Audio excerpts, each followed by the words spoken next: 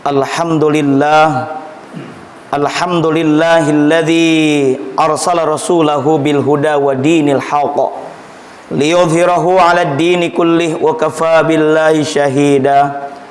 Ashhadu an la ilaha illallah wahdahu la syarikalah wa ashhadu anna Muhammadan abduhu wa rasuluh la nabiyya ba'dah.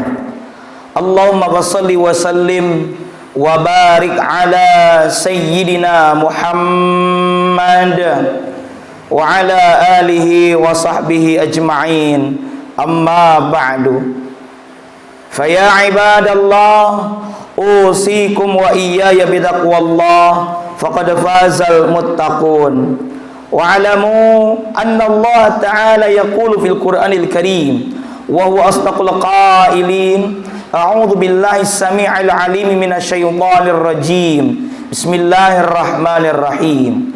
Ya ayyuhalladzina amanu taqullaha wa qulu qawlan sadida yuslih lakum a'malakum wa yaghfir lakum dhunubakum wa may yuti'illaha wa rasulahu faqad faza fawzan 'azima. Shadaqallahul 'azim. Ma'asyiral muslimin wa zumratal mu'minin, jamaah salat Jumat yang mudah-mudahan senantiasa ada dalam rahmat dan ridha Allah Subhanahu wa taala. Mengawali khutbah Jumat pada kesempatan siang ini, khatib berwasiat kepada hadirin dan tentunya kepada pribadi khatib sendiri untuk senantiasa meningkatkan kualitas ketakwaan yang didasari dengan keimanan yang sebenar-benarnya, yakni dengan cara imtithalu awamirillah wajtinabu nawahi, menjalankan segala perintah Allah dan menjauhi segala larangannya. Ma'asyiral muslimin wa zumratal mu'minin rahimakumullah, di antara bentuk ketakwaan kita dan keimanan kita kepada Allah Subhanahu wa taala adalah bahwa kita senantiasa bertawakal kepada Allah dalam segala urusan, utamanya di mana hari-hari ini hampir 1 tahun kita berada di masa pandemi wabah COVID-19. Sebagai orang beriman, sudah semestinya kita mengedepankan tawakal, berserah diri kepada Allah, selain tentunya kita berikhtiar ataupun berusaha. Ikhtiar dan tawakal dua hal yang tidak bertolak belakang satu sama lain. Justru tawakal di dalam Al-Quran sering disandingkan dengan kata iman. Ini menunjukkan bahwa bukti keimanan kita kepada Allah Ta'ala, bahwa Allah yang menakdirkan segala hal, termasuk Allah juga yang memberikan ujian kepada kita berupa adanya wabah pandemi COVID-19 ini, adalah bahwa takdir tersebut bersumber dari Allah, khairihi wa syarrihi minallahi ta'ala. Maka kita beriman, dan apa yang harus kita lakukan diantaranya adalah tawakal. Hadirin rahimakumullah, di dalam Al-Quran setidaknya terulang kata tawakal ini sebanyak 30 kali, tersebar di 19 ayat.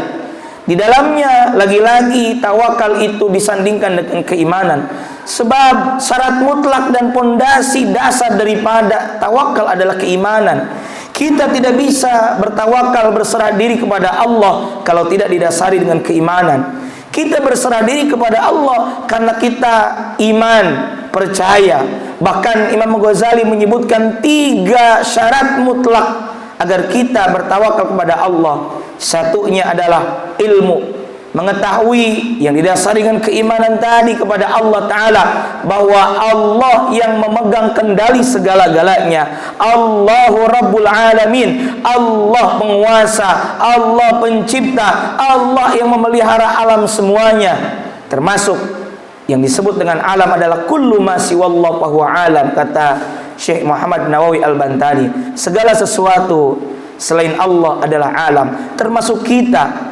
Kita semua berada di genggaman Allah Ta'ala, Allah yang menciptakan kita. Maka yakinlah Allah yang mengetahui sistem segalanya berkenaan dengan tubuh kita. Maka yakinlah kepada Allah Subhanahu wa Ta'ala dengan dasar mengetahui Allah yang menciptakan, dan yakin pula dengan dasar ilmu pula kita mengetahui Allah pula yang akan menyembuhkan. Allah Asy-Syafi, Allah yang menyembuhkan. Maka kita sering berdoa, Allahumma ya syafiyal amrad, wahai Allah yang menyembuhkan segala bentuk penyakit. Ishfi, sembuhkanlah, karena tidak ada yang maha menyembuhkan kecuali Engkau. Yang keduanya, syarat mutlak atau bagian dari tawakal adalah hal, yakni kondisi. Bagaimana kondisi kita dalam bertawakal, bahwa hakikatnya daripada tawakal bukan berupaya, bukan usaha secara fisik, tapi tawakal adalah bagian daripada hati seseorang. Karena dasarnya tadi adalah iman. Karena itulah hati kita harus kokoh yakin kepada Allah Subhanahu wa taala. Dan yang ketiga adalah amal, pengamalan, aplikasi, realisasi dari kita bertawakal kepada Allah Subhanahu wa taala adalah dipaketkan dengan ikhtiar atau kebun kasab. Satu waktu ada seorang sahabat yang datang kepada baginda Rasulullah Muhammad sallallahu alaihi wasallam. Lantas orang tersebut ditanya, "Di mana untamu?" "Untaku berada di depan." "Iqilha qabla tawakal." Ikatlah ikatlah untamu itu sebelum kamu tawakal. Artinya bahwa tawakal itu bukan sekedar berserah diri. Amat keliru kalau kita memahami tawakal itu hanya menyerah tanpa adanya usaha. Ibarat kata, sebagai ilustrasi kita dalam berperang, jangan sampai ketika kita dalam kondisi dahulu umat Islam di zaman Rasulullah Muhammad sallallahu alaihi wasallam diajak perang lantas menyerah tanpa ada upaya. Itu keliru dan bahkan konyol. Di mana tawakal adalah kita berikhtiar dan tentu bertawakal kepada Allah Subhanahu wa taala. Karenanya Allah taala berfirman, "Wa idza azamta fatawakkal 'ala Allah." Dan apabila kamu telah berketetapan hati, dalam arti berikhtiar, bertekad, berupaya dengan sepenuh hati, maka berserah dirilah kepada Allah Subhanahu wa taala. Bahkan upaya yang kita lakukan adalah didasari dengan keimanan dan tawakal kepada Allah. Justru tawakal semestinya di awal. Jangan menduga bahwa ketika kita melakukan 1 sampai 9 langkah, lantas di langkah yang terakhir kita berkata, selebihnya adalah terserah Allah.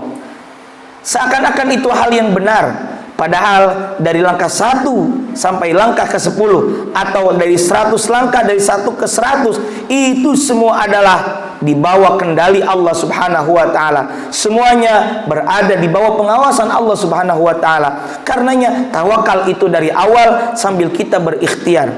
Jangan menduga pula bahwa kita bisa melakukan berbagai hal itu karena kekuatan dan kemampuan kita.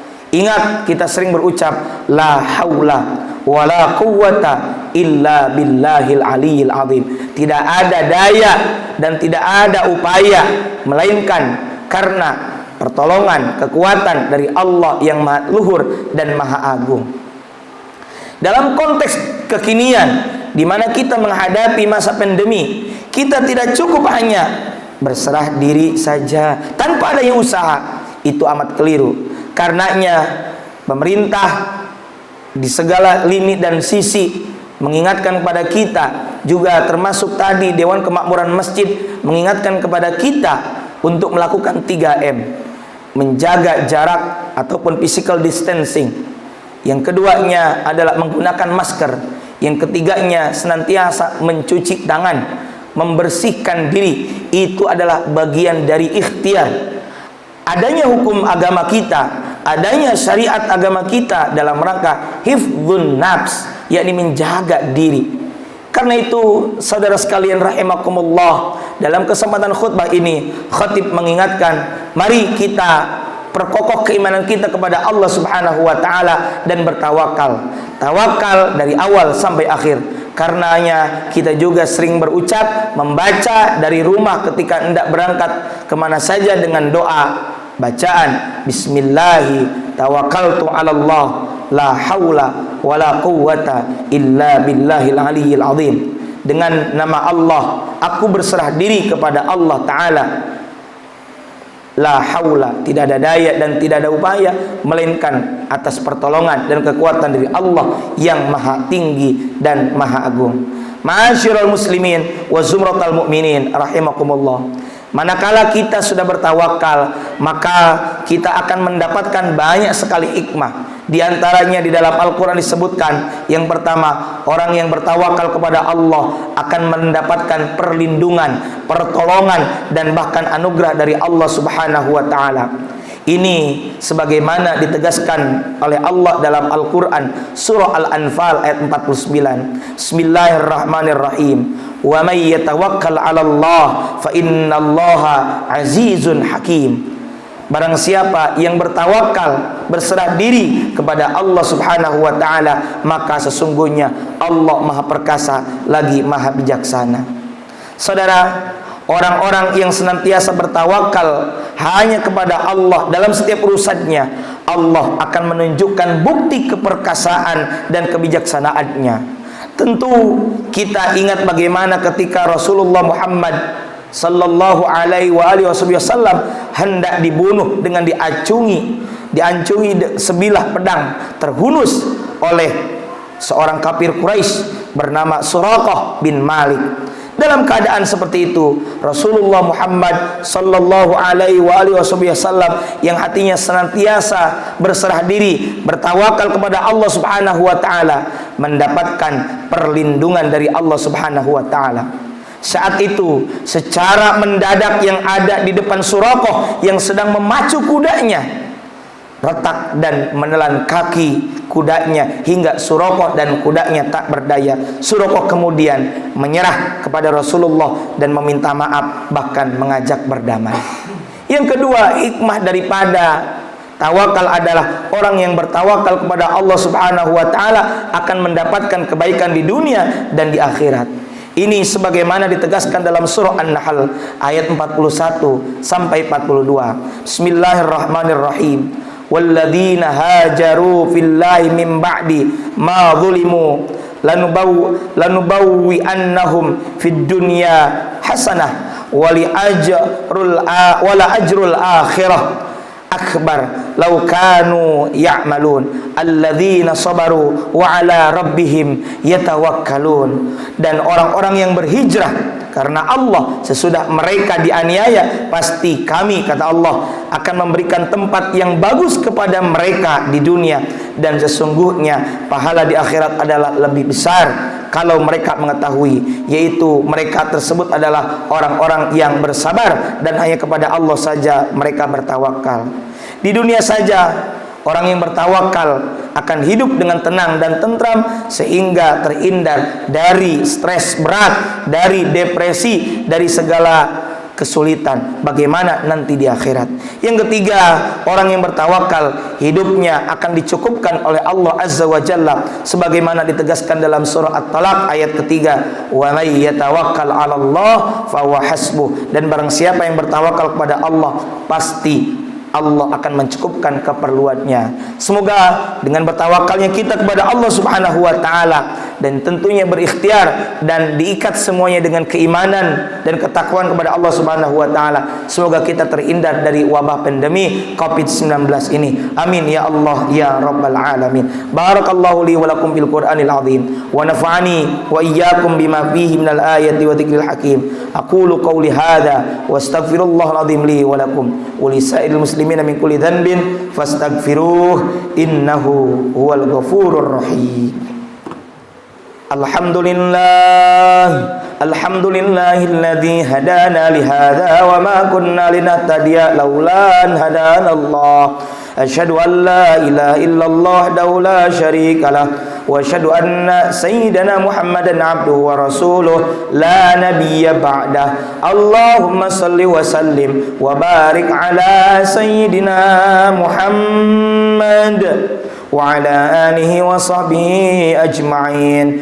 Amma ba'du, faya ayyuhal hadiruna rahimakumullah, usikum wa iyaya bitaqwallah. Ittaqullaha fima amar, ittaqullaha haqqa tuqatih, wa la tamutunna illa wa antum muslimun. مسلمون واعلموا أن الله تعالى صلى على نبيه قديما فقال تعالى بسم الله الرحمن الرحيم إن الله وملائكته يصلون على النبي يا أيها الذين آمنوا صلوا عليه وسلموا تسليما اللهم صل على سيدنا محمد في الأولين والآخرين وسلم ورضي الله تبارك وتعالى عن ساداتنا أصحاب سيدنا رسول الله أجمعين آمين يا رب العالمين اللهم اغفر للمؤمنين والمؤمنات والمسلمين والمسلمات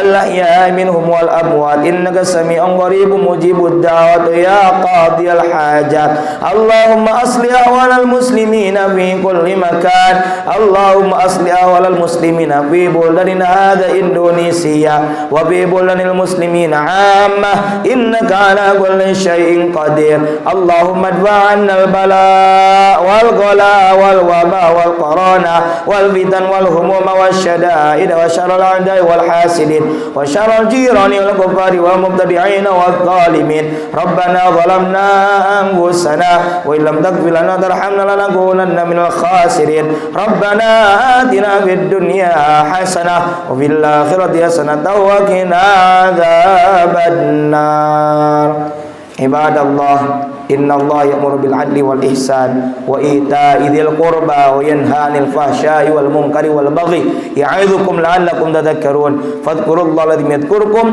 واشكروه على نعمه يزدكم ولذكر الله أكبر والله يعلم ما تصنعون أقم الصلاة